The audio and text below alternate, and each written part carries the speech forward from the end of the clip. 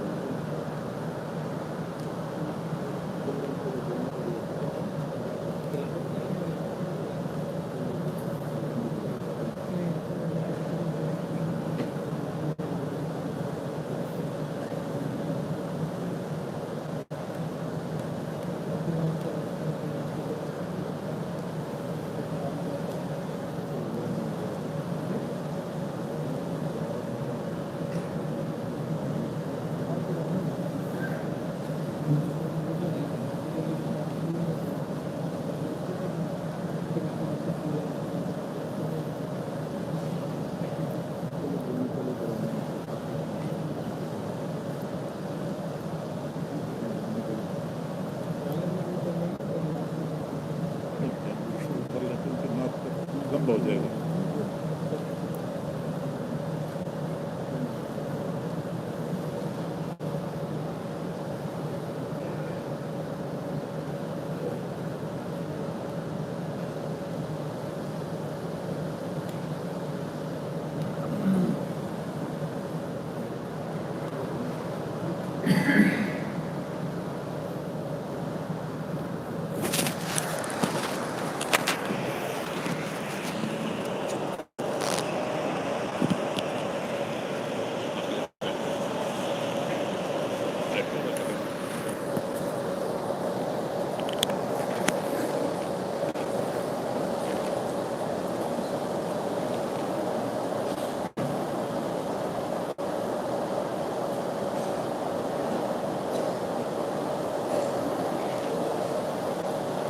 الحمد للہ وکفا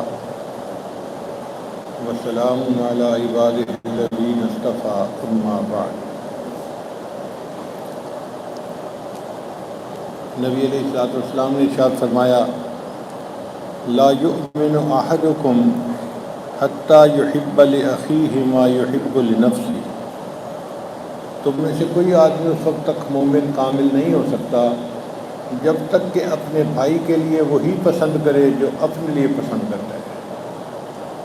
یہ ایک بہت ہی چھوٹی سی بات ہے، لیکن اس میں علم کا ایک سمندر ہے۔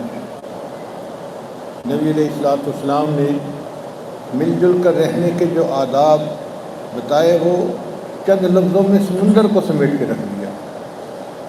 یہ حدیث جوامع الکلم میں سے ہے۔ اتنا پیارا اصول ہے کہ بندے کو اگر شریعت کا مسئلہ نہ بھی معلوم ہونا تو بندہ اپنے بھائی کے لیے وہ پسند کرے جو اپنے لیے پسند کرتا ہے۔ مثلا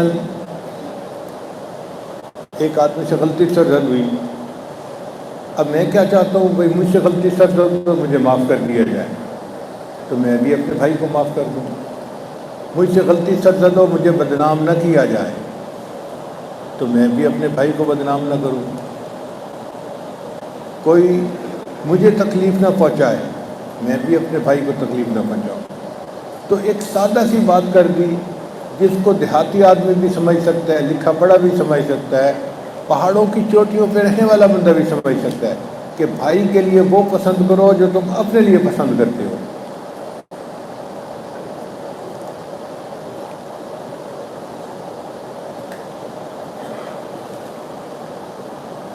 امام ابو داؤد رحمۃ اللہ علیہ نے 4 لاکھ احادیث میں سے 4 حدیثوں کو منتخب کیا کہ یہ نچوڑ ہے تمام احادیث کا۔ ان 4 احادیث میں ایک حدیث یہ بھی ہے۔ آپ سمجھ لیں کہ اس حدیث کے اندر پورے دین کا نچوڑ موجود ہے کہ مسلمان بھائی کے لیے وہ پسند کرو جو تم اپنے لیے پسند کرتے ہو۔ آج دیکھیں ہمارے گھروں کے لڑائی جھگڑے کس لیے ہوتے ہیں؟ ساس بہو کے لیے وہ پسند نہیں کرتی جو بیٹی کے لیے پسند کرتی ہے۔ بیٹی کے لیے چاہتی ہے کہ میرا داماد بیٹی کو خوش رکھے، میری بیٹی محبت پیار کے ساتھ گھر میں زندگی گزارے، اور اپنی بہو کو اس طرح محبت پیار سے نہیں رہنے دیتی۔ تو یہ فرق جہاں آ جاتا ہے وہاں پھر آپس میں پریشانیاں شروع ہو جاتی ہیں۔ اللہ تعالیٰ ہمیں اس حدیث مبارکہ کو اپنی زندگی میں لاگو کرنے کی توفیق عطا فرمائے کہ ہم دوسروں کے لیے وہی پسند کریں جو اپنے لیے پسند کرتے ہیں۔ حدیث مبارکہ میں ہے کہ ایک نوجوان نبی علیہ السلام کی خدمت میں آیا اور عرض کرنے لگا اے اللہ کے حبیب صلی اللہ علیہ وسلم مجھے زنا کی اجازت دیجیے۔ تو نبی علیہ السلام نے اس کو پیار سے بات سمجھائی، فرمایا کہ یہ بتاؤ تم چاہتے ہو کوئی تمہاری والدہ سے زنا کرے؟ نہیں۔ کوئی تمہاری بہن سے کرے؟ نہیں۔ کوئی تمہاری بیوی سے کرے؟ نہیں۔ تمہاری بیٹی سے کرے؟ نہیں۔ فرمایا جیسے تم نہیں پسند کرتے لوگ بھی اس بات کو پسند نہیں کرتے کہ تم ان کی عورتوں کے ساتھ برا کام کرو۔ اب تم جس عورت سے بھی زنا کرو گے، کسی کی ماں ہوگی، کسی کی بہن ہوگی، کسی کی بیٹی ہوگی یا کسی کی بیوی ہوگی۔ تو نبی علیہ السلام نے اس کو بات پریکٹیکلی سمجھائی۔ وہ صحابی کہتے ہیں کہ اس کے بعد میرے دل سے یہ خواہش ہی نکل گئی اور میں نے گناہ کرنا کے تصور ہی چھوڑ دیا۔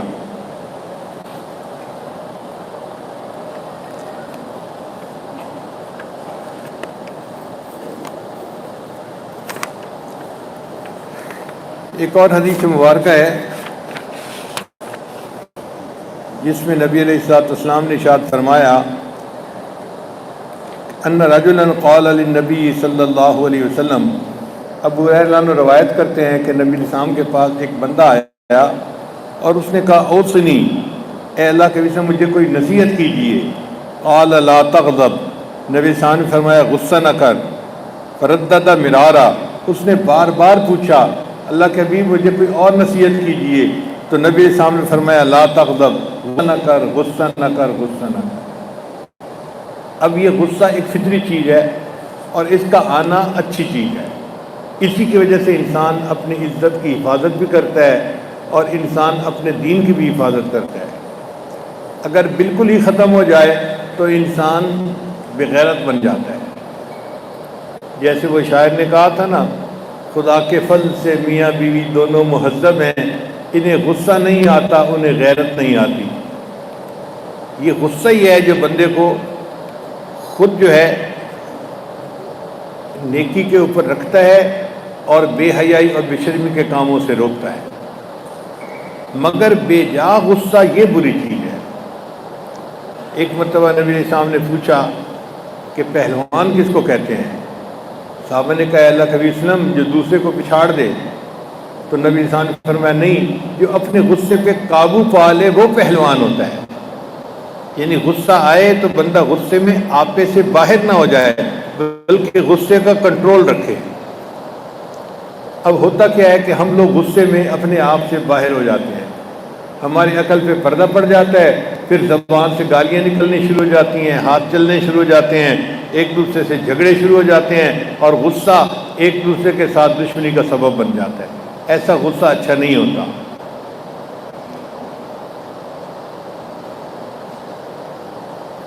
چنانچہ بے جا غصے سے اللہ کی پناہ مانگنی چاہیے کہ اللہ تعالیٰ ہماری حفاظت فرمائے اور ہمیں اللہ تعالیٰ بے جا غصے سے محفوظ فرمائے۔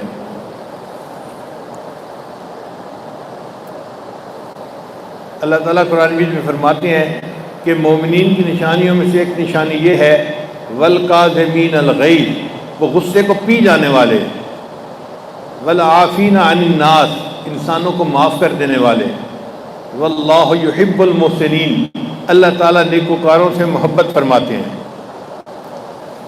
سیدنا حسین رضی اللہ تعالیٰ عنہ کا واقعہ ہے، ایک مرتبہ ان کے پاس مہمان آئے تو آپ نے اپنی خادمہ جو باندھی تھی اس کو حکم دیا کہ ان کو کوئی چیز لا کے دو۔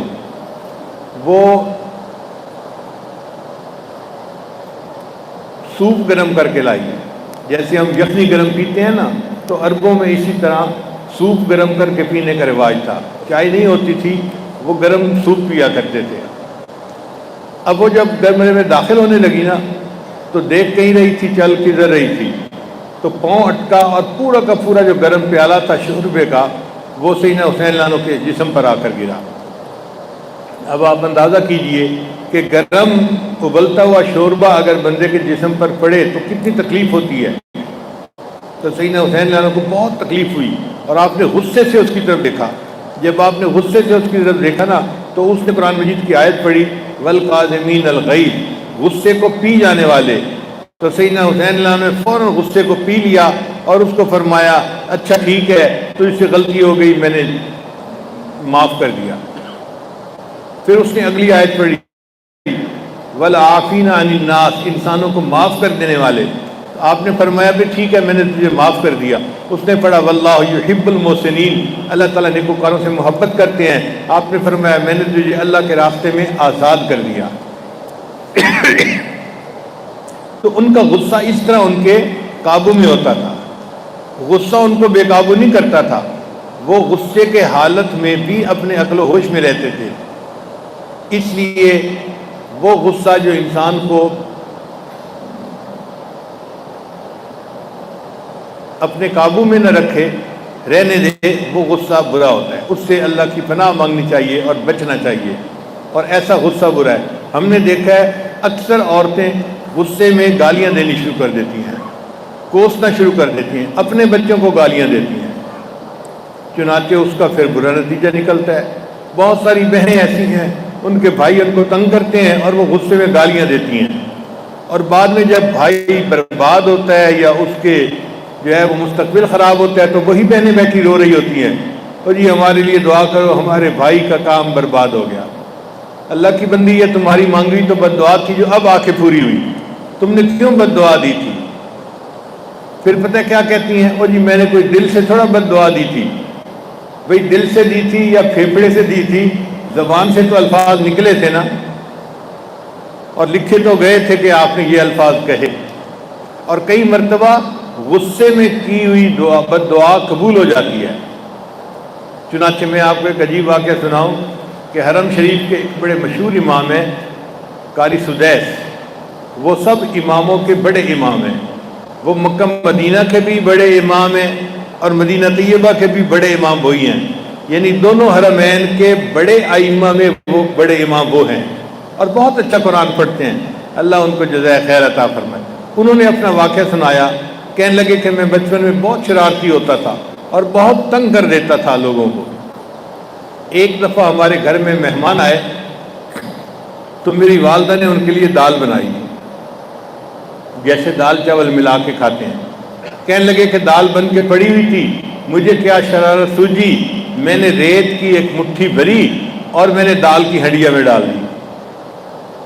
اب جب مہمانوں کے کھانے کا وقت آیا تو دال کے اندر ریت، تو سب مہمان بڑا پریشان، گھر والے اس سے زیادہ پریشان۔ کہنے لگے کہ پھر میری والدہ کو بتایا گیا کہ جی دال کے اندر تو ریت ہے، تو امی نے جب سارا پتہ کیا تو پتہ چل گیا کہ ریت میں نے ڈالی ہے۔ اس وقت امی بڑے غصے میں تھی، کہنے لگے جب بہت غصے میں تھی تو انہوں نے غصے میں اس وقت مجھے یوں کہا کہ بیٹا تو نے مجھے بہت ذلیل کیا ہے شرارتیں کر کر کے، اللہ تجھے حرم کا امام بنا دے۔ ماں نے غصے میں جو بد دعا دی تھی، کہتے ہیں اللہ نے وہ قبول کر لی اور آج اللہ نے مجھے حرم کا امام بنا دیا ہے۔ تو آپ سوچئے اگر ماں کی غصے کی بد دعا بھی قبول ہو جاتی ہے تو خوشی کی دعا کیسے قبول ہوتی ہوگی؟ اس لیے غصے میں انسان اگر کوئی بات کرے بھی صحیح تو بھی اچھی بات کرے، بری بات نہ کرے۔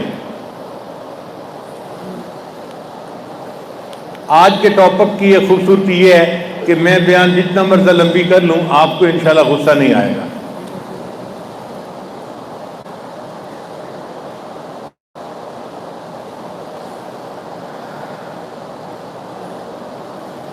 غصے کا علاج کیا ہے؟ انسان یہ سوچے کہ مجھے قدرت ہے تو میں چھوٹے بچوں پہ ایسا غصہ کر رہا ہوں، اللہ کو تو میرے اوپر بھی قدرت حاصل ہے، اگر اللہ نے میرے اوپر غصہ کر لیا تو میرا کیا بنے گا؟ چنانچہ حدیث پاک میں ہے، ایک مرتبہ نبی صلی اللہ علیہ وسلم تشریف لائے تو سیدنا صدیق اکبر عنہ اپنے غلام کو ڈانٹ ٹپٹ کر رہے تھے،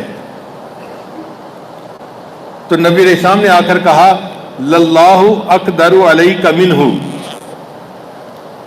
اے ابو بکر جتنا تجھے اس کے اوپر قدرت حاصل ہے نا، اس سے زیادہ اللہ کو تیرے اوپر قدرت حاصل ہے۔ اب اس بات کو سنتے ہی صدیق اکبر عنہ کا غصہ فوراً ختم ہو گیا۔ تو خامد کبھی بیوی پہ غصہ کرے تو فوراً سوچے کہ جتنا مجھے اس پہ اختیار ہے اس سے زیادہ اختیار اللہ کو میرے اوپر ہے، اگر اللہ نے میری کوتاہیوں پہ غصہ کر لیا پھر کیا بنے گا؟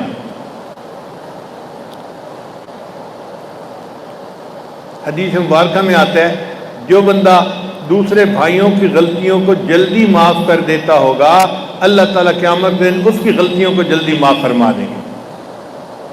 تو بھئی ہم میں سے کوئی چاہتا ہے کہ اللہ ہمیں معاف کر دے؟ اگر ہم چاہتے ہیں تو ہمیں بھی دوسروں کو جلدی معاف کر دینا چاہیے، بات کا بتنگڑ نہیں بنا لینا چاہیے، یا خواہ مخواہ لڑائی جھگڑا نہیں چھیڑنا چاہیے۔ نبی علیہ السلام نے ارشاد فرمایا میں اس بندے کو جنت کے وسط میں گھر دینے کی ضمانت دیتا ہوں جو جھگڑا کرنا چھوڑ دے اگرچہ حق پہ ہی کیوں نہ ہو۔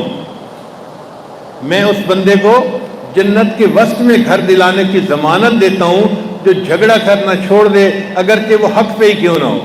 بندہ سمجھتا ہے میں حق پہ ہے اور جھگڑا بڑھاتا رہتا ہے، نہیں، پھر بھی چھوڑ دو، جھگڑا اچھی چیز نہیں ہے، محبت پیار سے امن سلامتی سے رہنا یہ اچھی چیز ہوتی ہے۔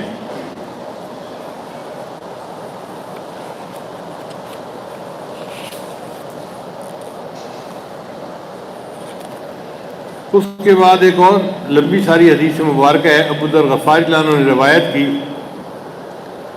کہ نبی علیہ الصلوۃ والسلام اللہ تعالیٰ کی طرف سے یہ بات نقل کرتے ہیں کہ اللہ نے یہ بات فرمائی یا عبادی، اے میرے بندو، انی حرمت الظلم علی نفسی، میں نے اپنے آپ پر ظلم کو حرام کر دیا ہے، وجعلتہ بینکم محرما، اور تمہارے اوپر بھی میں نے ظلم کو منع کر دیا، فلا تظالموا، لہذا تم ظلم نہ کیا کرو، یا عبادی، اے میرے بندو، کلکم ضال الا من ہدیتہ، تم میں سے ہر بندہ گمراہ ہے سوائے اس کے جس کو میں نے ہدایت دی، یا عبادی کلکم جائع الا من اطعمتہ، تم میں سے ہر بندہ بھوکا ہے سوائے اس کے جس کو میں نے کھانا کھلایا، فاستطعمونی اطعمکم، لہذا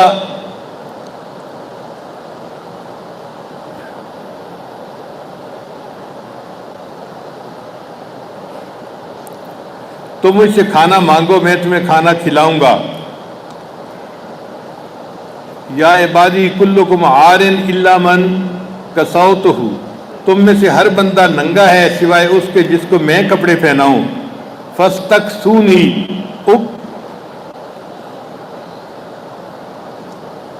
اکسکم، تم مجھ سے کپڑے مانگو میں تمہیں کپڑے پہناؤں گا۔ یا عبادی، اے میرے بندو، انکم تخطئون باللیل والنہار، تم گناہ کرتے ہو رات میں اور دن میں۔ وَأَنَا أَغْفِرُ الذُّنُوبَ جَمِيعًا، اور میں تمام گناہوں کو معاف کرنے والا ہوں۔ فَاسْتَغْفِرُونِي، تم مجھ سے مغفرت مانگو۔ اغفرکم لکم، میں تمہارے سب گناہوں کو معاف کر دوں گا۔ یا عبادی، اے میرے بندو، انکم لن تبلغوا ضری فتضرونی، اگر تم سب اکٹھے ہو کر مجھے نقصان پہنچانا چاہو تو مجھے نقصان نہیں پہنچا سکتے۔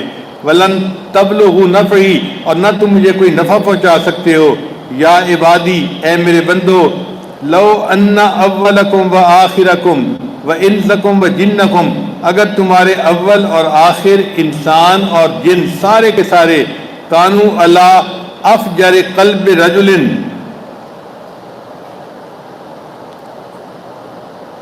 علی اتقى قلب رجل، اگر ایک نیک بندے کی طرح بن جائیں، ما زاد ذالک فی ملکی شیئا، تو میرے ملک میں، میری شان میں کوئی اضافہ نہیں ہوتا۔ یعنی اگر سارے انسان اور جن سب سے زیادہ متقی بندے حضرت علی لعنہ، حضرت ابوبکر صدیق لعنہ جیسے بن جائیں اور وہ عبادت کریں، تو اتنے لوگوں کی عبادت سے میری شان بڑھتی نہیں ہے۔ اور اگر تم میں سے سارے بندے سب سے زیادہ کوئی فاجر بندہ، جیسے فرعون، حامان تھے، نمرود تھا، ان جیسے بن جائیں اور وہ نافرمانی کرتے رہیں، تو ان کی نافرمانی سے میری شان میں کوئی کمی نہیں آتی۔ نہ تمہاری عبادت سے میری شان میں اضافہ ہوتا ہے، نہ تمہاری نافرمانی سے میری شان میں کوئی کمی ہوتی ہے۔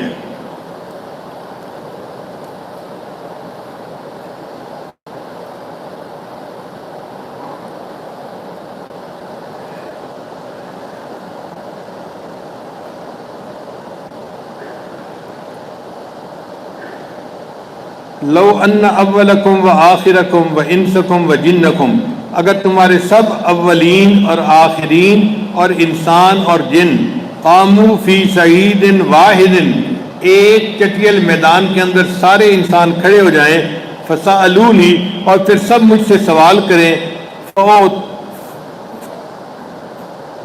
فأعطیت کل واحد من واحد مسألتہ، اور میں ان سب کو ان کی مرضی کے مطابق ان کی دعا پوری بھی کر دوں تو میرے خزانے میں پھر بھی کمی نہیں آتی۔ یعنی سارے جن، سارے انسان ایک میدان میں کھڑے ہو کے ایک وقت میں اللہ سے جو چاہیں مانگے، تو اللہ فرماتے ہیں میں ان سب کو وہ دے دوں جو انہوں نے مانگا، میرے خزانے میں پھر بھی کمی نہیں آتی۔ ما نقص ذلک مما عندی الا کما ینقص المخیط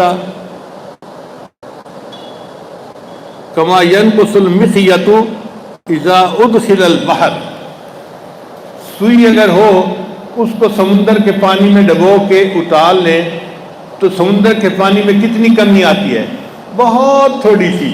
اللہ فرماتے ہیں سوئی ڈبو کے نکالنے سے سمندر کے پانی میں جتنی کمی آتی ہے میرے خزانے میں اتنی کمی بھی نہیں آتی، اگر میں سب لوگوں کو ان کی مرضی کے مطابق دعا بھی پوری کر دوں۔ یا اللہ آپ کتنے بڑے ہیں کہ سارے انسانوں کی دعاؤں کو ان کی مرضی کے مطابق پورا بھی کر دیں، تو آپ کے خزانے میں کمی نہیں کوئی آتی۔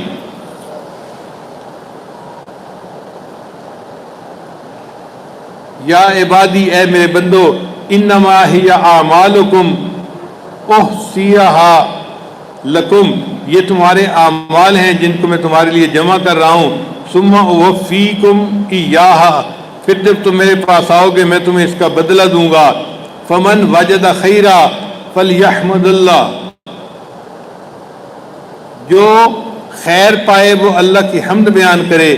ومن وجد غیر ذالک، اور جو اس کے علاوہ پائے، فلا یلومن الا نفسہ، وہ نہ ملامت کرے مگر اپنے نفس کو ملامت کرے۔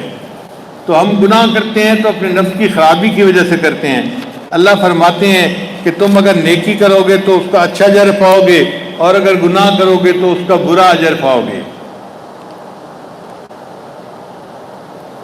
پھر اس کے بعد ایک حدیث مبارکہ ہے، نبی اسلام ارشاد فرماتے ہیں، قال اللہ تعالی، کہ اللہ تعالیٰ نے ارشاد فرمایا، یا ابن آدم، اے آدم کی اولاد، انک ما دعوتنی ورجوتنی، بے شک جب تک تو مجھے پکارتا رہے گا اور مجھ سے مغفرت کی امید رکھے گا، غفرت لک علی ما کان منک، تو میں تجھے معاف کرتا رہوں گا، ولا ابالی، اور مجھے کوئی پرواہ نہیں اگرچہ تیرے گناہ جو ہیں وہ بہت زیادہ ہوں۔ یا ابن آدم، اے آدم کی اولاد، لو بلغت ذنوبک عنان السماء، اگر تمہارے گناہ آسمان کی بلندیوں تک پہنچ جائیں، یعنی جیسے کسی چیز کا ڈھیر لگ جاتا ہے نا، تو اگر تمہارے گناہوں کا ڈھیر لگتے لگتے اتنا لگ جائے کہ آسمان تک تمہارے گناہ پہنچ جائیں، ثم استغفرتنی، اور پھر تم مجھ سے استغفار کرو گے، غفرت لک، میں پھر بھی تمہارے گناہوں کو معاف کر دوں گا۔ اللہ اکبر کبیرہ، یہ بہت بڑی بات ہے کہ اللہ تعالیٰ ارشاد فرماتے ہیں، اے میرے بندے، اگر تیرے گناہ آسمان کی بلندیوں کو چھو جائیں اور پھر تو مجھ سے دعا مانگے تو میں پھر بھی تیرے گناہوں کو معاف کر دوں گا۔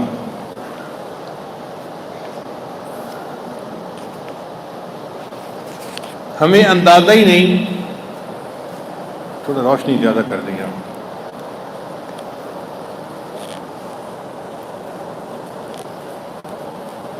کہ ہماری زمین اور آسمان کے درمیان کتنا فاصلہ ہے۔ ذرا بات توجہ کے ساتھ سنیے گا۔ ہماری زمین ایک عام انسان کے حجم سے 20 ارب کھرب گنا بڑی ہے، یعنی 20 ارب کھرب انسان ہو تب زمین کے برابر ان کا حجم ہوگا، تو زمین کتنی بڑی ہوئی۔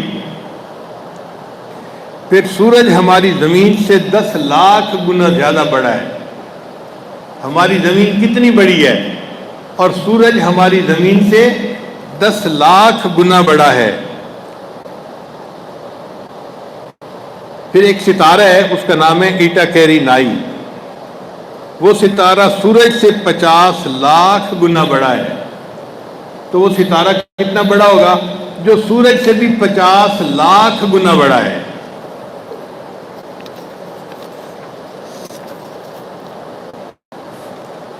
پھر وی وائی کینس میجورس نامی ستارہ سورج سے 30 کروڑ گنا بڑا ہے، یعنی 30 کروڑ سورج ہوں تو وہ ایک ستارہ ان کے برابر ہے۔ پھر جس کہکشاں میں ہم رہتے ہیں اس کا نام ہے ملکی وے، اور اس ایک کہکشاں میں ہمارے ایک سورج جیسے 300 ارب سے زیادہ سورج موجود ہیں۔ ہمارے سورج سے 300 ارب زیادہ سورج گنا موجود ہیں۔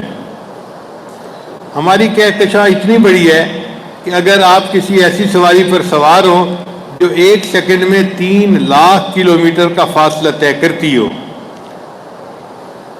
1 سیکنڈ میں 3 لاکھ کلومیٹر کا مطلب یہ کہ 1 سیکنڈ میں زمین کے گرد 7 چکر لگا سکتی ہو، اتنی تیز سواری۔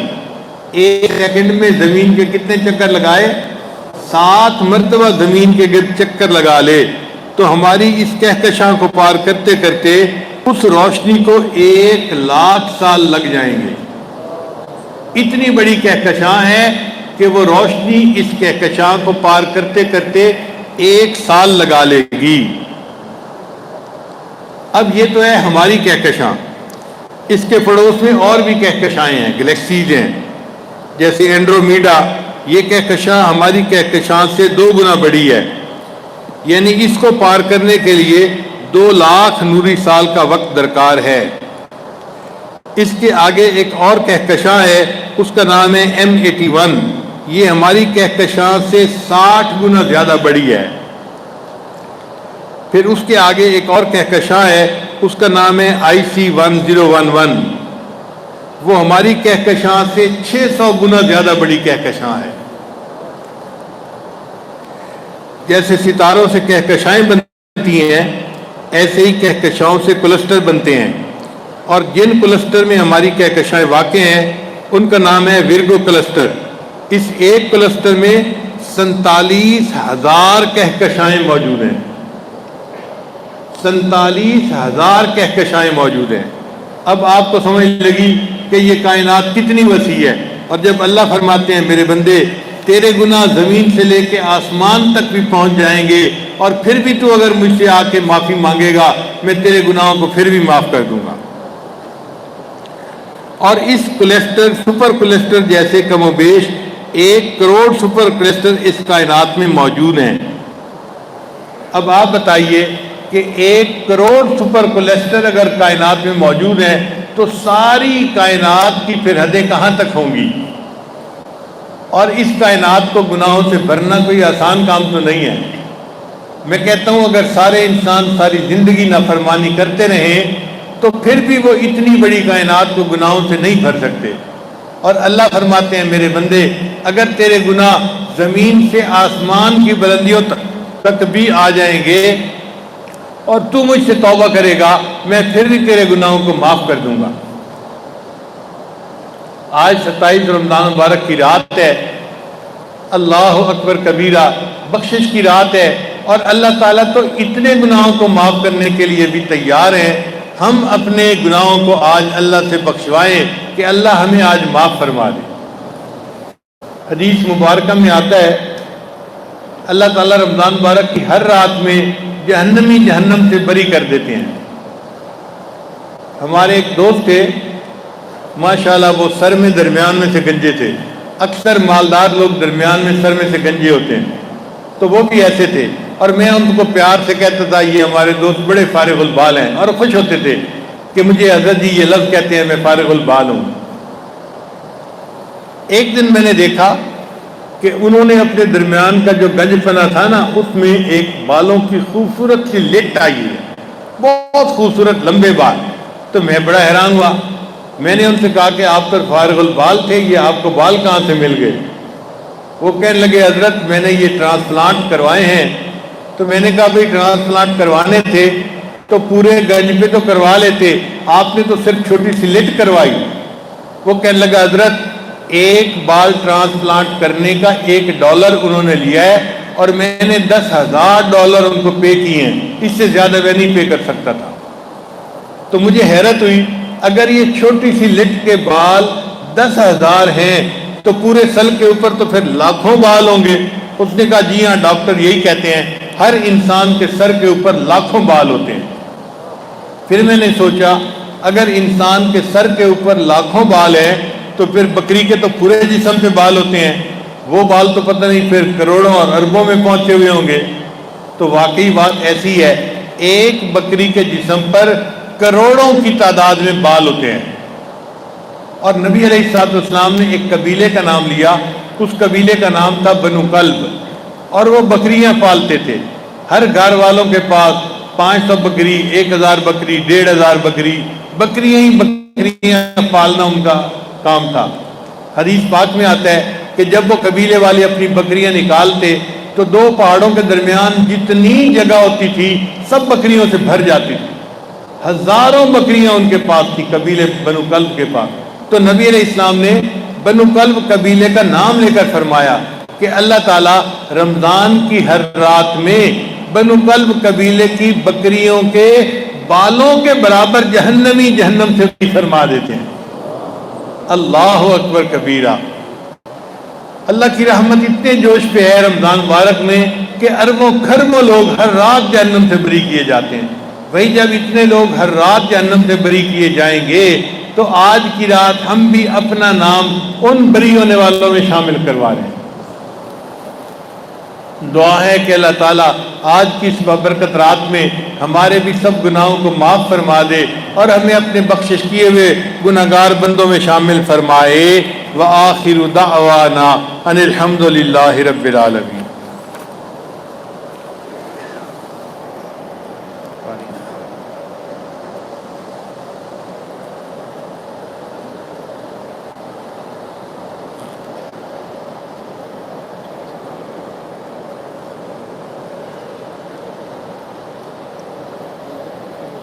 نظم لکھی ہے سرمت کے اوپر، وہ پڑھنے بچہ کچھ میرے تلاوت کو.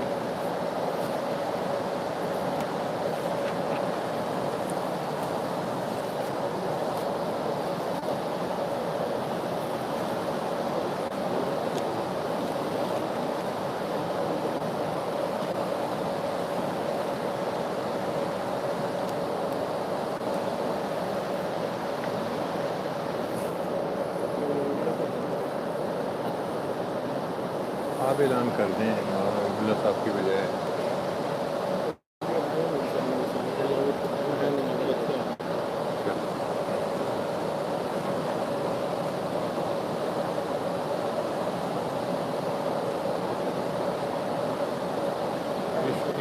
کس نے پڑھنا ہے؟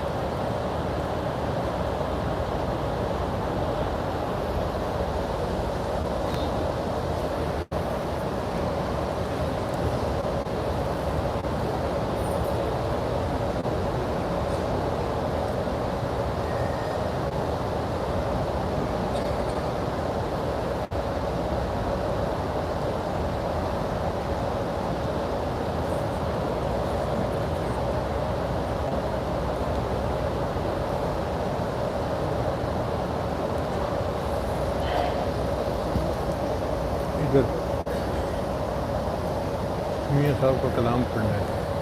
میاں صاحب کا کلام پڑھنا ہے.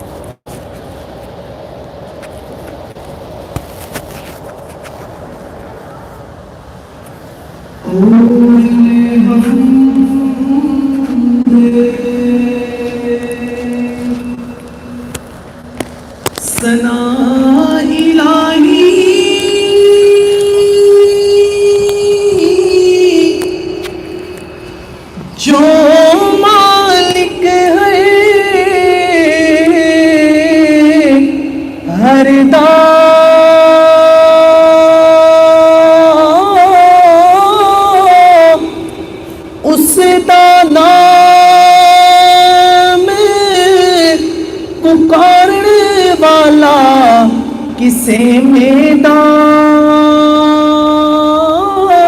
نہیدا اس دا نام پکارنے والا کسے میدان نہیدا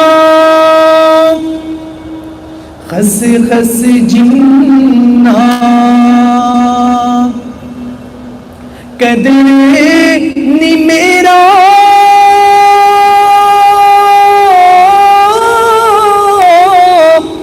تے میرے صاحب نو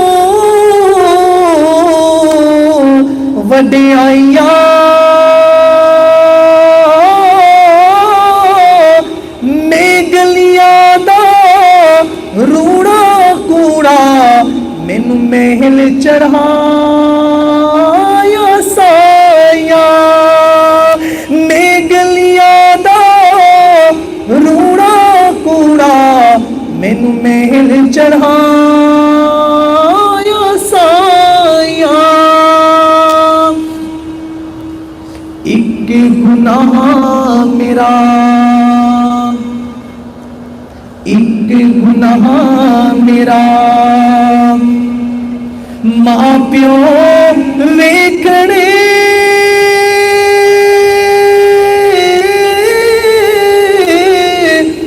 ते ओ देवड़ देस निकाला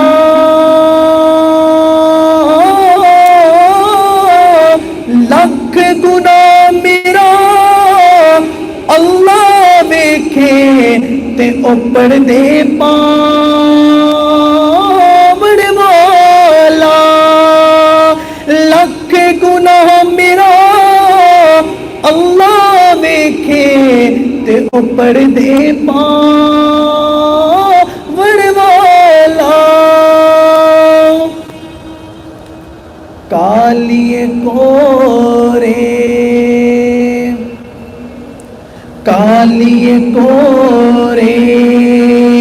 सुबह सवेरे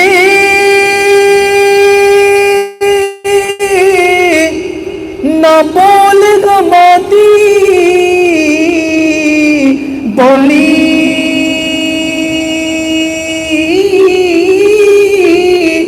नावस तेरे ते नावस मेरे जो लिखे मेरा चोली नावस तेरे ते नावस मेरे जो लिखे मेरा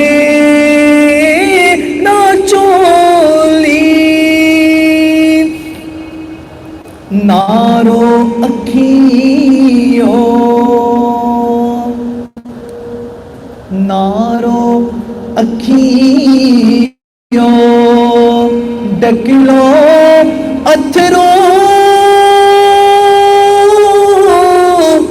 कुछ नहीं मिलदा रोया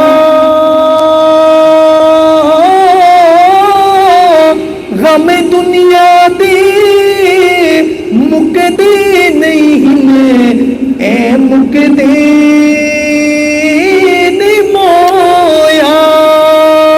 गम दुनिया दे मुकदे नहीं ए मुकदे ने मोया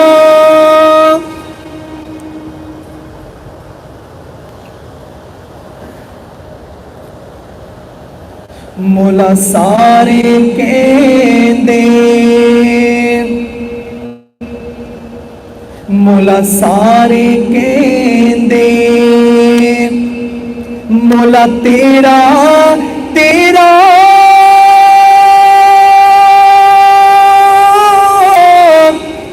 मैं भी आखा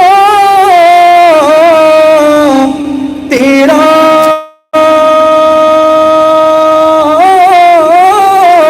तेरा ते मौला कुछ नहीं हो जाना कदी तू भी के छड़ मेरा तेरा ते मौला कुछ नहीं हो जाना कदी तू भी के छड़ मेरा बाप मरे सिर बाप मरे सिर नंगा हुंदा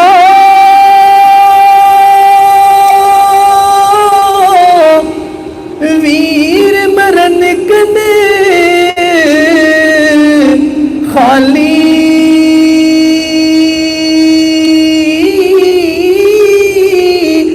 मावा बाजी मोहम्मद बख्शा कौन करे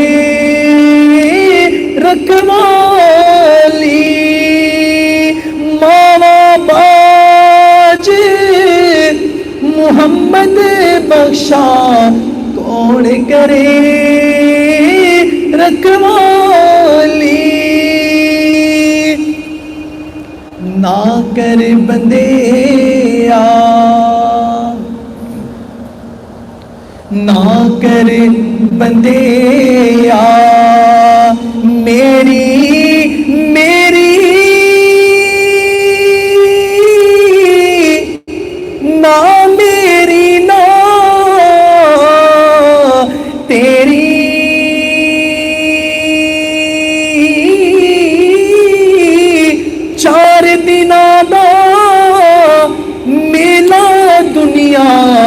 پھر مٹی دی میری 4 دناں دا میلا دنیا پھر مٹی دی میری قدر پانی دا قدر پانی دا مچھلی جانے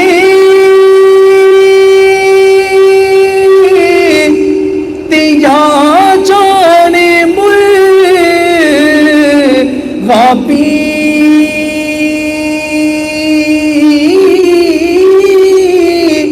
قدر نبی دا اللہ جانے تے یا جانے اصحابی قدر نبی دا اللہ جانے تے یا جانے اصحابی قدر نبی دا قدر نبی دا اے کی جاننے دنیا دار کمینے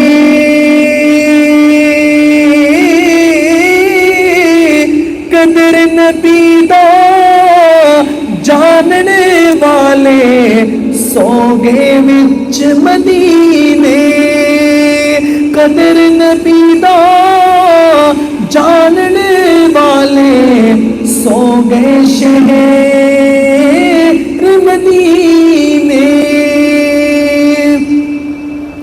لے او یار لے او یار حوالے رب دے میلے 4 دناں دے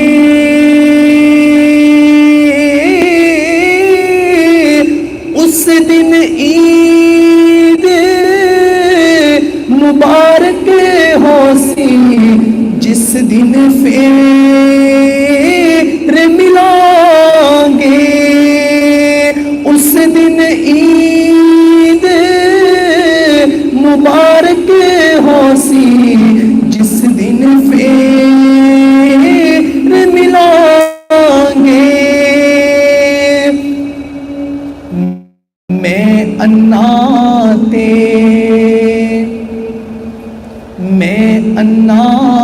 تے پھسلنے رستہ دیوی کونے سنبھالا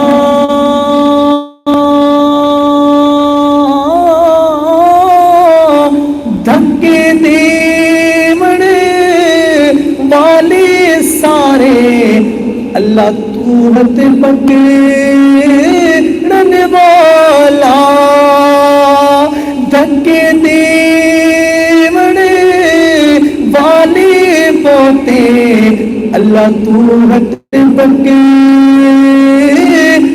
والا سپنے وچ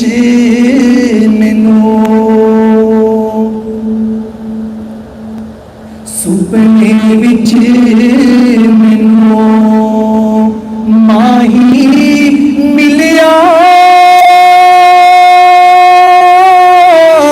تے میں گلے وچ پالیاں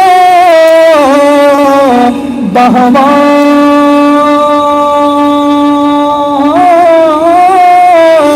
ڈر دے مارے میں اکھ نہ کھولا کتے پھر بچھڑ نہ جاواں ڈر دے مارے میں اکھ نہ کھولا کتے پھر بچھڑ نہ جاواں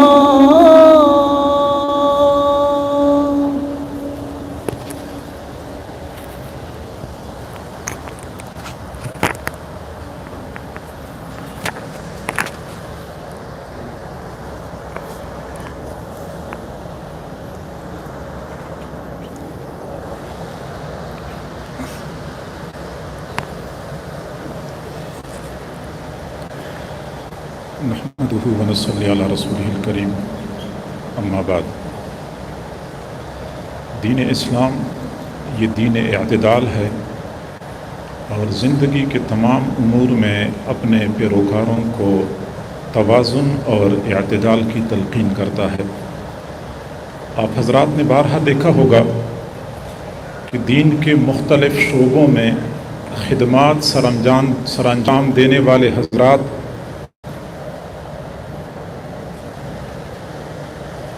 दूसरे लोगों पर मेहनत करने में तो बड़े सरगर्म होते हैं और शब रोज़ एक करके हुज़ूर सल्लल्लाहु अलैहि वसल्लम की उम्मत की इस्लाह और हिदायत के लिए कोशिश करते हैं, लेकिन दूसरी जानिब अपने अहल व अयाल और अपनी औलाद पर सही तवज्जो नहीं दे पाते।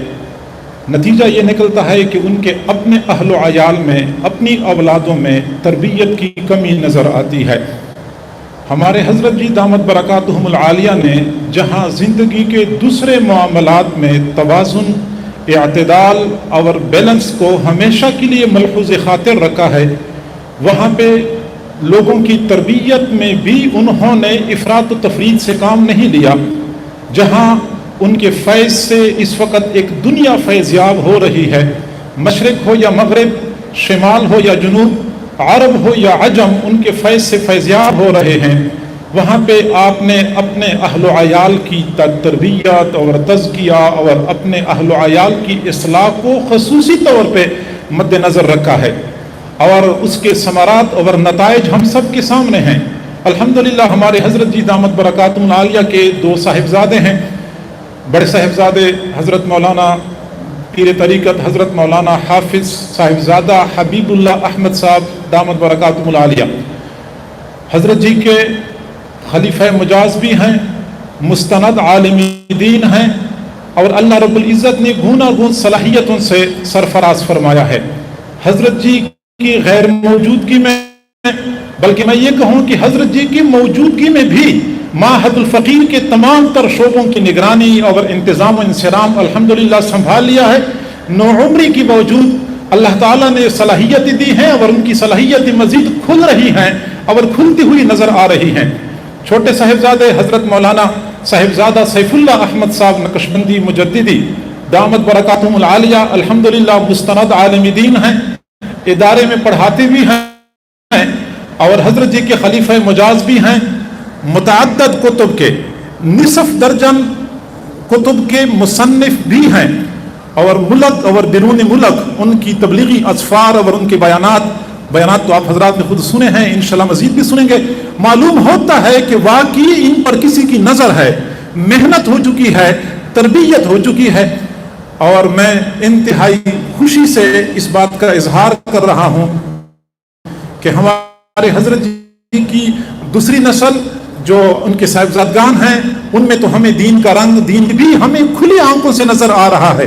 अल्हम्दुलिल्लाह घर के छोटे छोटे बच्चे वाज़ेह नजर आता है कि किसी साहिब नज़र की नज़र में रह रहे हैं।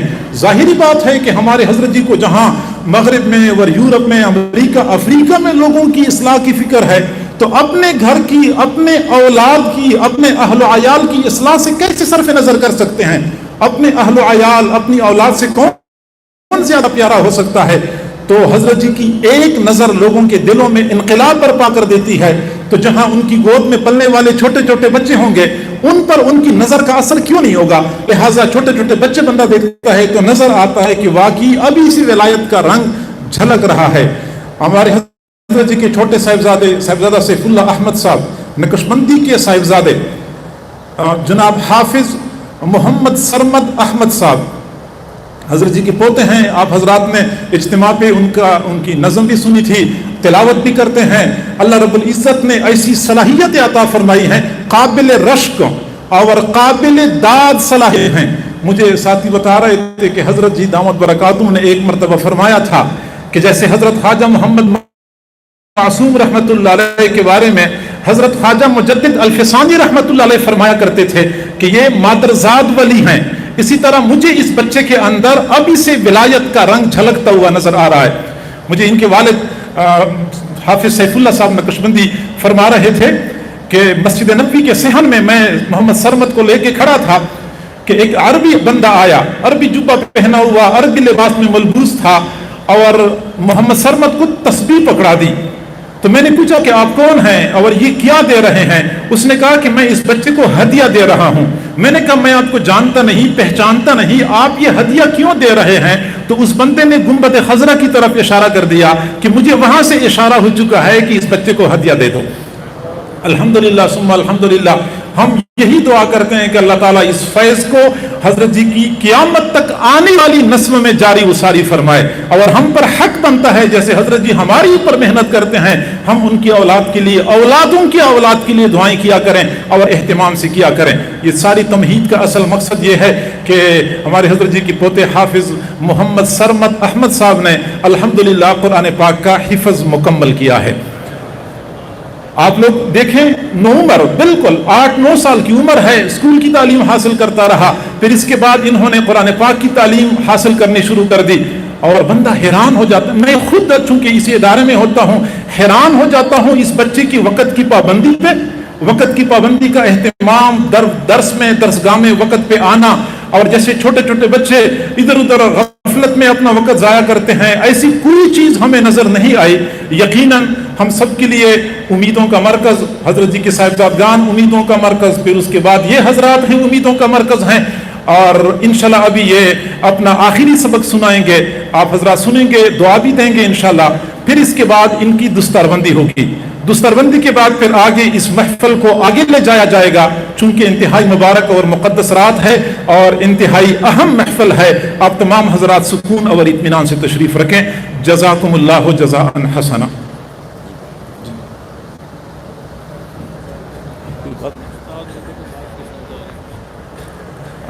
حافظ محمد سرمد احمد صاحب کی استاد، ہمارے ادارے کے اس مسجد کے امام حضرت مولانا مفتی قاری ہدایت اللہ صاحب بھی حافظ محمد سرمد کے بارے میں کچھ اظہار خیال فرماتے ہیں.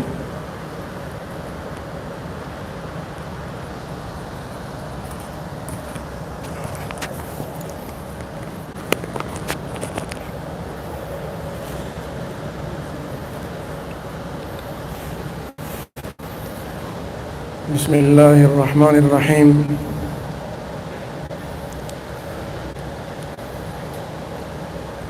مجھے بڑوں سے یہ سبق ملا ہے، خصوصاً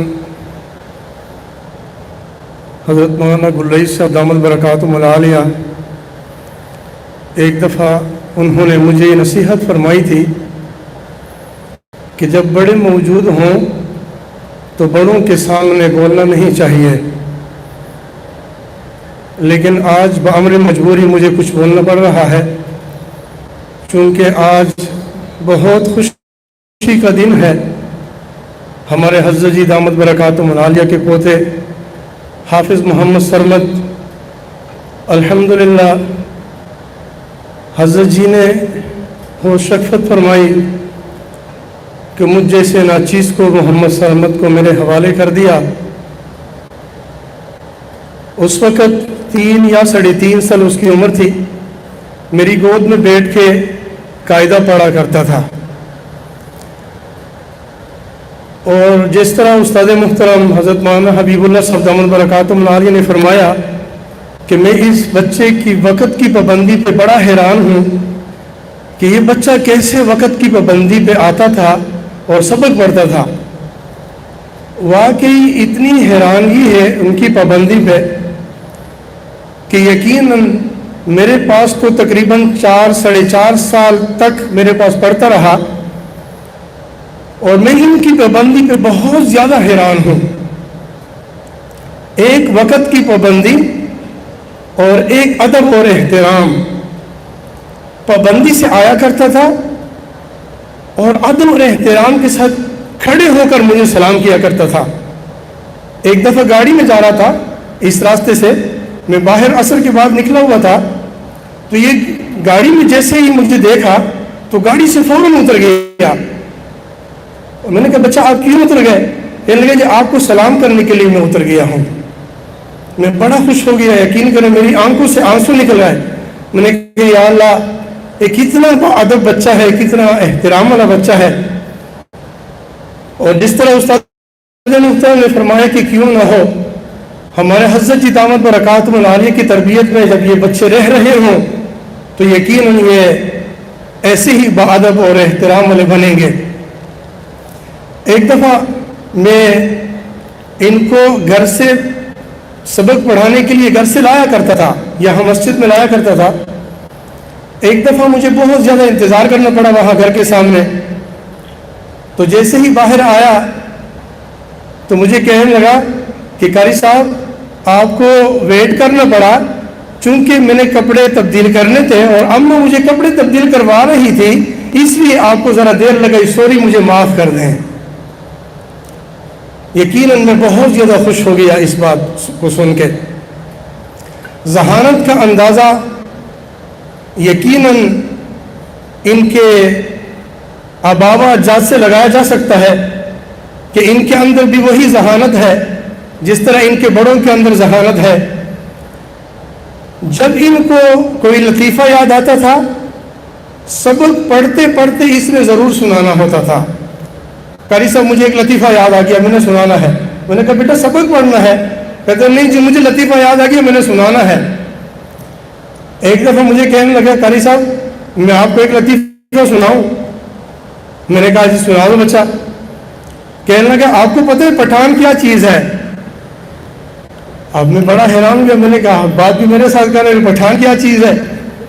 اب میں نے کہا بچہ بتاؤ پٹھان کیا چیز ہے؟ کہتے ایک پٹھان نے کسی دوسرے بندے سے کہا،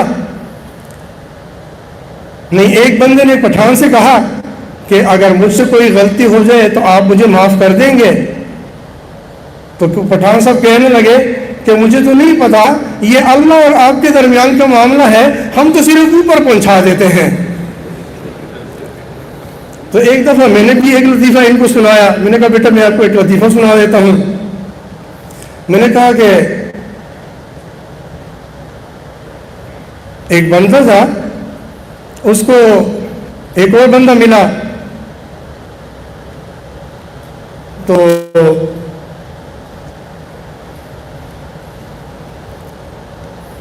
کہنے لگا کہ آج میں نے ایک غریب بندے کو اپنا موبائل، اپنی گھڑی اور اپنے پیسے سب کچھ اس کے حوالے کر دیے، اور آپ حیران ہوں گے میں اتنا خوش ہو گیا جب اس نے اپنے پستول جیب میں ڈال دیا۔ تو میں نے محمد صلی اللہ علیہ وسلم سے پوچھا کہ بیٹا وہ غریب بندہ کون تھا؟ فوراً کہنے لگا کہ جی وہ ڈاکو تھا۔ تو میرے بھائیو آج میں یقیناً بہت زیادہ خوش ہوں، حضرت جی کے سامنے باتیں کرنا میرے لیے بہت مشکل ہے، لیکن صرف اور صرف حضرت جی سے دعائیں لینے کے لیے میں کھڑا ہوں کہ حضرت جی صرف میرے لیے دعا فرما دے، اللہ رب العزت اپنی رضا نصیب فرما دے، اور نبی پاک صلی اللہ علیہ وسلم کی سنت کے مطابق زندگی گزارنا نصیب فرما دے۔ اللہ تعالیٰ ہمارے حضرت کا سایہ ہمارے سروں کے اوپر تادیر قائم دائم فرمائے۔ جزاکم اللہ خیر جزاء حسنا۔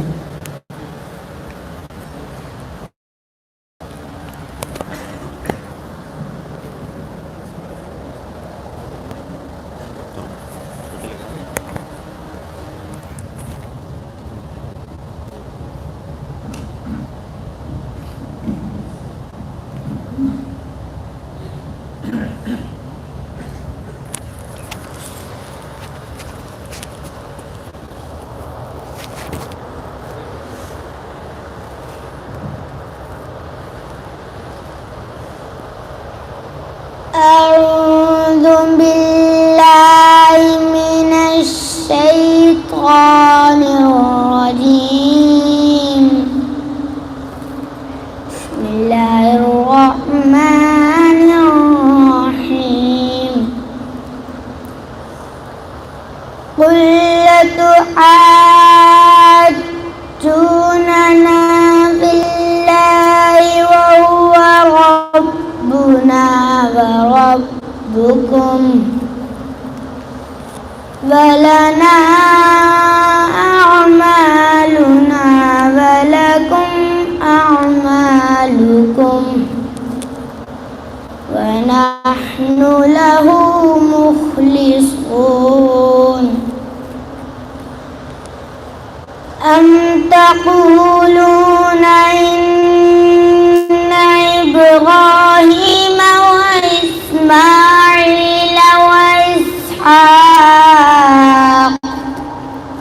وإسحاق ويعقوب والأسباط كانوا هودا أو نصارى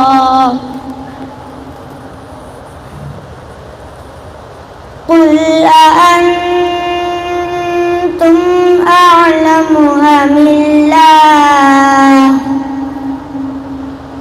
ومن أظلم ممن كتم شهادة عنده من الله وما الله بغافل عما تعملون تلك أمة قد خلت لها ما كسبت ولكم ما كسبتم ولا تسألون عما كانوا يعملون بسم الله الرحمن الرحيم الحمد لله رب العالمين الرحمن الرحيم مالك يوم الدين إياك نعبد وإياك نستعين اهدنا الصراط المستقيم صراط الذين أنعمت عليهم غير المغضوب عليهم ولا الضالين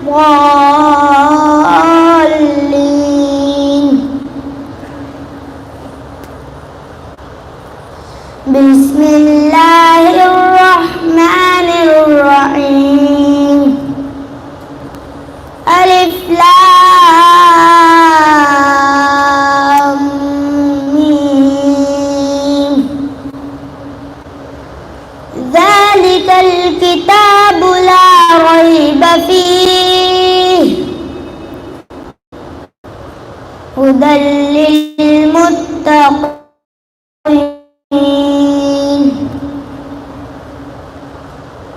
الذين يؤمنون بالغيب ويقيمون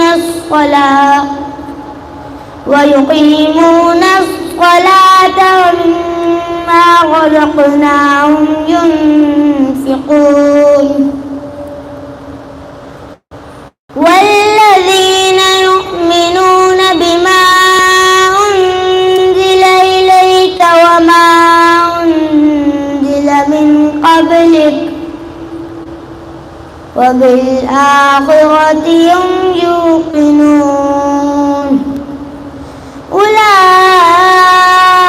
على هدى من ربهم وأولئك هم المفلحون صدق الله العظيم.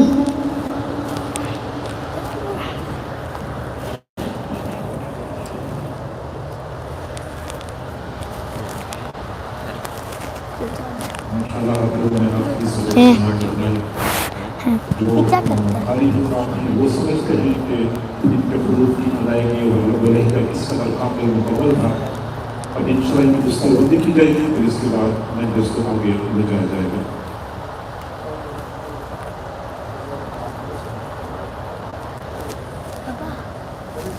میں نے سخت ٹوپی نہیں پہنی ہوئی، نرم. ابھی کر لیں گے.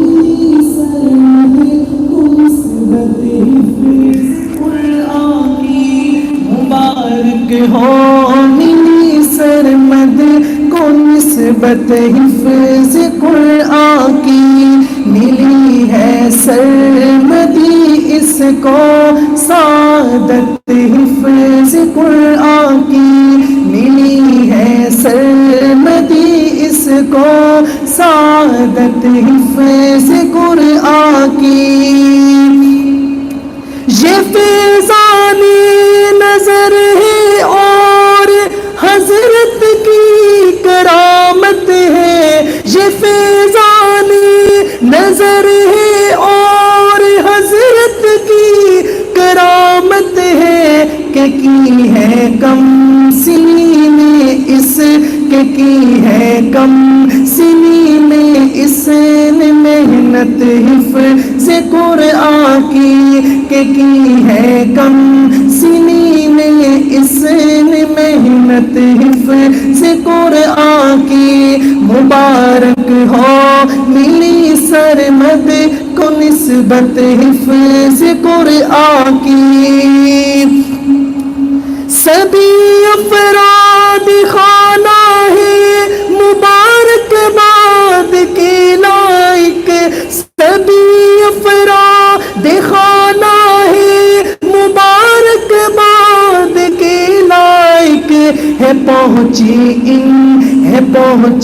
ان کو ٹھنڈک اور حلاوت حفظ قرآن کی ہے پہنچی ان کو ٹھنڈک اور حلاوت حفظ قرآن کی مبارک ہو ملی سرمد کو نسبت حفظ قرآن کی گھرانہ سارا حافظ ہے خدا حافظ رہے اس کا گھرانہ سارا حافظ ہے خدا حافظ رہے اس کا عجب دیکھی ہے اس گھر میں عجب دیکھی ہے اس گھر میں لیاقت حفظ قرآن کی عجب دیکھی ہے اس گھر میں لیاقت حفظ قرآن کی مبارک ہو ملی سرمد مبارک ہو ملی سرمد کو نسبت حفظ قرآن کی سجے گا نور کا جب تاج سیف اللہ کے سر پر سجے گا نور کا جب تاج سیف اللہ کے سر پر پسند آئے کہ سب کو یہ پسند آئے کہ سب کو یہ فضیلت حفظ قرآن کی پسند آئے کہ سب کو یہ فضیلت حفظ قرآن کی مبارک ہو ملی سرمد کو نسبت حفظ قرآن کی پڑھایا قاری صاحب نے بھی اس کو جافشانی سے پڑھایا قاری صاحب نے بھی اس کو جافشانی سے ملی ہے خوب ان کو یہ ملی ہے خوب ان کو یہ ہدایت حفظ قرآن کی ملی ہے خوب ان کو یہ ہدایت حفظ قرآن کی مبارک ہو ملی سرمد مبارک ہو ملی سرمد کو نسبت حفظ قرآن کی ملے گا حافظ قرآن کو بھی حق شفاعت کا ملے گا حافظ قرآن کو بھی حق شفاعت کا ہے کتنی عالیشاں دیکھو ہے کتنی عالیشاں دیکھو عبادت حفظ قرآن کی ہے کتنی عالیشاں دیکھو عبادت حفظ قرآن کی حنیف اس خان وادی سے محبت کا تعلق رکھ حنیف اس خان وادی سے محبت کا تعلق رکھ ملے گی برکت روزے ملے گی برکت روزے قیامت حفظ قرآن کی ملے گی مبارک ہو ملی سرمد کو نسبت حفظ قرآن کی ملے گی برکت روزے قیامت حفظ قرآن کی مبارک ہو ملی سرمد مبارک ہو ملی سرمد کو نسبت حفظ قرآن کی مبارک ہو ملی سرمد کو نسبت حفظ قرآن کی ملی ہے سرمدی اس کو سعادت حفظ قرآن کی.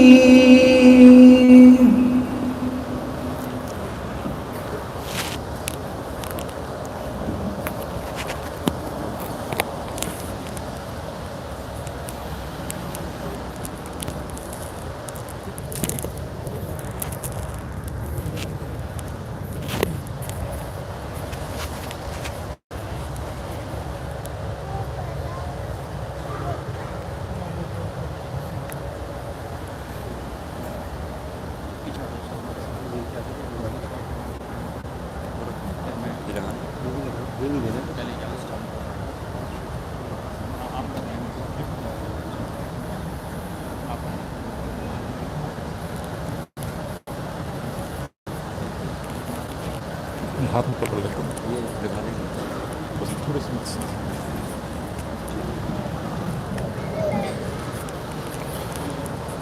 اب حضرات کو بخوبی علم ہے کہ ہمارا یہ مرکز فقط ایک خانقاہ نہیں بلکہ معیاری علم کے لیے ایک بہترین تربیتی درسگاہ بھی ہے. درجہ اعدادیہ سے لے کر دورہ حدیث تک، بلکہ دورہ حدیث سے ایک قدم اور آگے تخصص فی الفقہ اور حفظ البخاری تک کی درجات کی تعلیم اس ادارے میں الحمدللہ ثم الحمدللہ بحسن خوبی دی جاتی ہے. ہمارا جب سالانہ اجتماع ہوتا ہے تو اسی سال کے جو طلباء دورہ حدیث سے فاضل ہوتے ہیں یا تخصص فی الفقہ یعنی مفتی کا کورس مکمل کرتے ہیں تو ہم اسی اجتماع کے موقع پہ ان کی دستار بندی کرتے ہیں. حفاظ کی دستار بندی بھی ہوتی ہے اور تقسیم اسناد کی تقریب بھی ہوتی ہے. اس دفعہ ہمارے سالانہ نقش بندی اجتماع کے موقع پہ ملکی حالات کے پیش نظر کچھ ایئرپورٹوں پہ فلائٹوں کا مسئلہ بن گیا. ہمارے کچھ طلباء وہ ہیں جو بیرون ملک تھے اور مفتی کا کورس وہ کر رہے تھے تو وہ دستربندی کی تقریب میں نہیں پہنچ سکے. چونکہ انہوں نے باقاعدہ مفتی کا کورس مکمل کیا تو اس وقت اگرچہ وہ نہیں پہنچ سکے لیکن اب اس تقریب میں باقاعدہ ان کی دستربندی کی جائے گی. ان میں سے پہلے مفتی صاحب حضرت مولانا مفتی توقیر چودھری صاحب جن کا تعلق دبئی سے ہے، اور دوسرے حضرت مولانا مفتی حماد طفیل صاحب جن کا تعلق سعودی عرب سے ہے. یہ دونوں حضرات ابھی آئیں گے، ان کی دستربندی کی جائے گی، پھر آگے اس مجلس کو آگے لے جایا جائے گا۔ جزاکم اللہ۔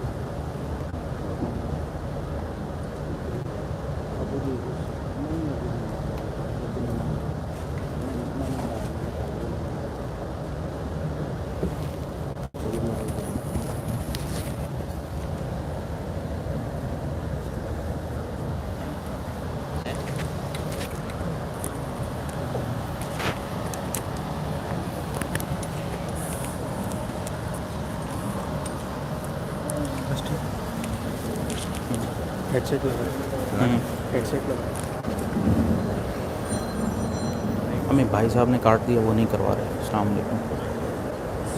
حضرت جی کو دیں، حضرت جی۔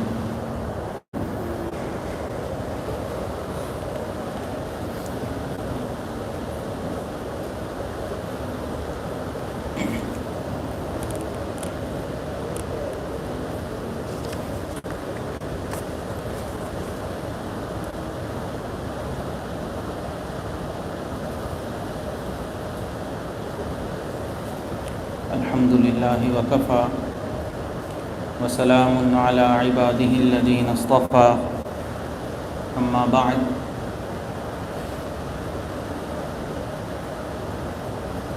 مریضان محبت کو فقط دیدار یار کافی ہے، مریضان محبت کو فقط دیدار شیخ کافی ہے، ہزاروں طب کے نسخوں سے نگاہ شیخ کافی ہے۔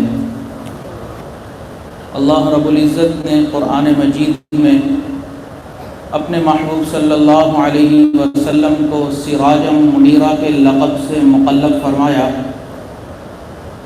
سوال پیدا ہوتا ہے کہ اللہ رب العزت نے اپنے محبوب کو سراج، چراغ فرمایا، شمس سورج نہیں فرمایا، جبکہ سورج سائز میں بھی بڑا ہوتا ہے، روشنی بھی زیادہ ہوتی ہے۔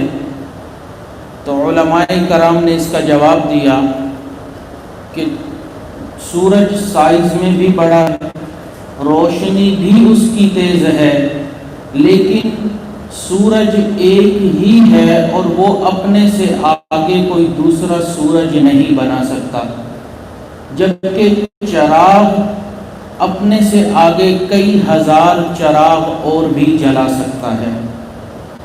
حضور صلی اللہ علیہ وسلم جب اس دنیا سے تشریف لے جا رہے تھے تو 1.25 لاکھ کے قریب صحابہ کرام کی شکل میں چراغ اس دنیا میں موجود تھے، اور یہ سلسلہ صحابہ کرام سے آگے تابعین میں آیا، اور وہی سلسلہ چلتا ہوا آج ہمارے مشائخ کے اندر موجود ہے کہ جو بھی سالک ان کے پاس آتا ہے، ذکر اذکار کرتا ہے، اپنے نفس کو مارتا ہے، تو مشائخ جب دیکھتے ہیں کہ اس کے دل کی بتی صحیح ہو چکی ہے تو وہ پھر اس کے اندر آگ لگا دیتے ہیں، نسبت کو منتقل فرما دیتے ہیں۔ تو اس مجمع کے اندر متعدد ایسے خوش نصیب حضرات ہیں جنہوں نے محنت کی، ذکر اذکار کیا۔ آج حضرت جی دامت برکاتہم العالیہ کی طرف سے ان کو نسبت کی بشارت دی جائے گی۔ دعا ہے کہ اللہ تعالیٰ ان حضرات کی جو یہ ان کے کندھوں پر ایک بوجھ ڈالا جائے گا اس کو صحیح معنوں میں آگے پہنچانے کی توفیق عطا فرمائے۔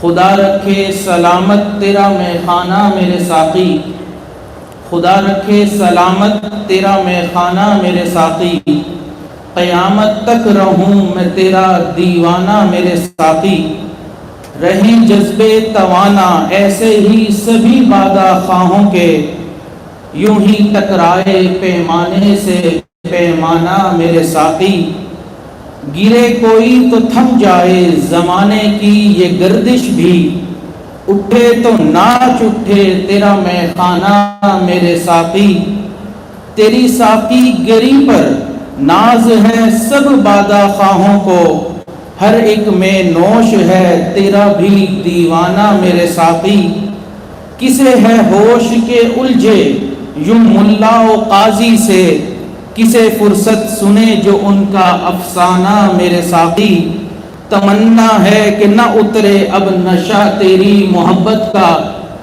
تمنا ہے کہ اب نہ اترے نشہ تیری محبت کا، ابد تک میں رہوں تیرا ہی دیوانہ میرے ساقی۔ تو جن حضرات کا نام لیا جائے گا تو وہ حضرات آگے تشریف لے آئیں، اور آگے سے یہ حضرات تھوڑی سی جگہ بنا دیجئے، آپ حضرات تھوڑا تھوڑا پیچھے ہو جائیے تاکہ ان کے لیے یہاں آگے جگہ بن جائے۔